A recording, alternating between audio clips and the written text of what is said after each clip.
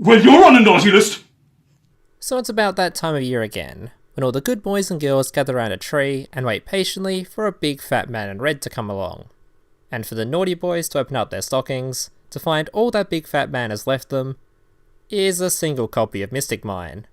I'm of course talking about Christmas, and what better way to celebrate Christmas than to make a cringy Christmas themed video for you all to enjoy. So yesterday I went onto my community tab and asked you guys to post every single Christmas themed Yu-Gi-Oh card you knew, and my god was there a lot more than I expected. I'm clearly more of a Duel Links player and a filthy casual IRL, so half these cards I had never even heard of. So simply this video is going to be my top 5 Christmas themed cards based on the list you guys gave me yesterday. Now if you're wondering what scale I'm rating these cards on, like what makes them better than the others, it's nothing to do with how competitive they are. I just kind of picked cards that I thought looked cool or had like kind of cool stories behind them, or cool names. It's nothing to do with the actual strength of the card themselves. Number 5. Gift Exchange. At first glance when you look at this card, you might just think it's any old party being shown. But when you look closer, you'll notice one of those Christmas ring things in the background. Look, I did try Google searching the name, but apparently when you search Christmas ring, you get shown a bunch of Christmas rings. So I gave up. The card art is filled with a bunch of goblins simply exchanging gifts, which include a ton of references to other cards. Gear Accelerator, What Adjustment, Gemini Lazuli, and a picture of Scrap Kong on the sad salty goblin's t-shirt at the front, which he clearly didn't want for Christmas. This is either because the goblin at the front got a t-shirt whilst everyone else got a toy, or it's a reference to some 2chan meme, which to my knowledge is like a forum site in Japan, similar to something like Reddit, which means about how useless the card Scrap Kong is. If any of you guys are from Japan and have actual context on this, feel free to leave a comment down below. These set of goblins actually appear on another card too, called Mei Maki, which is a pun on a Japanese tradition during the Lunar New Year, where once again everyone seems to be having a lot of fun, other than Captain Salt at the front. Number 4. Snowman Eater.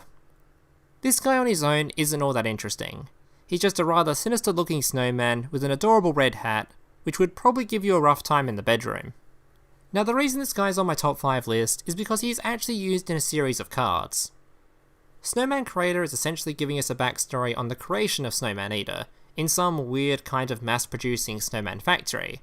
And the cool part I find about this art is that it shows that Snowman Eater is actually unique from the rest of the snowman, as it appears that not all of these snowmen have a creature living beneath them at their feet, as shown by the single creature used in the card art, which must have taken one of these snowmen to use as its own camouflage.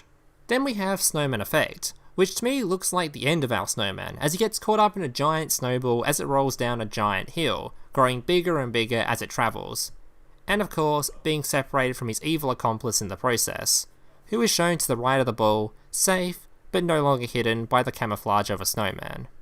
Number 3. Ghost Rick Jack Frost.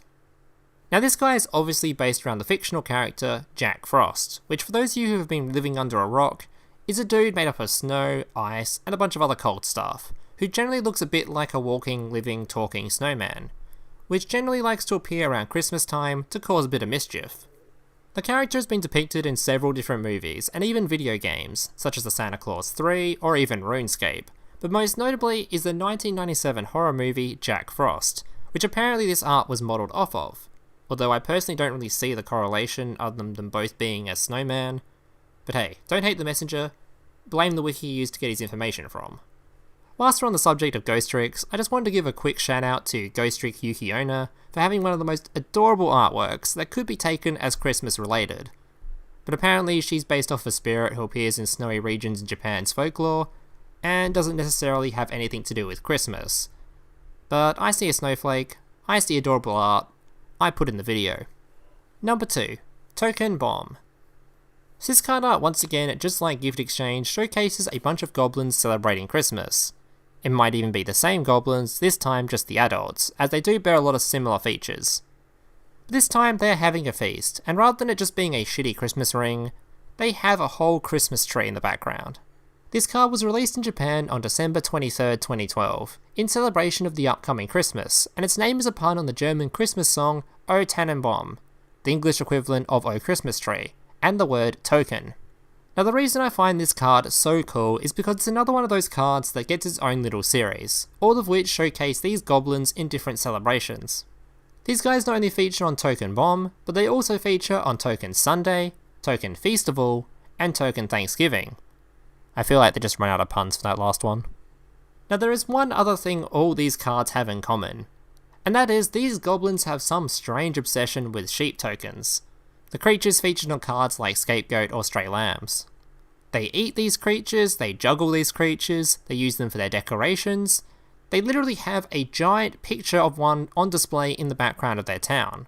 For whatever reason, these goblins love these cute balls of fuzz. Before we move on to number 1, I would also like to give a shout out and an honourable mention to both Box of Friends and Neo Space Gift, as both of these were very popular picks on my community post yesterday, and can easily be taken as Christmas related, due to them simply being presents.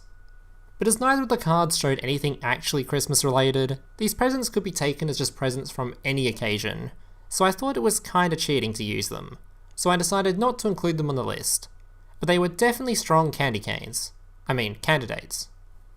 Number 1, and probably the most obvious one to a lot of people. Santa Claus.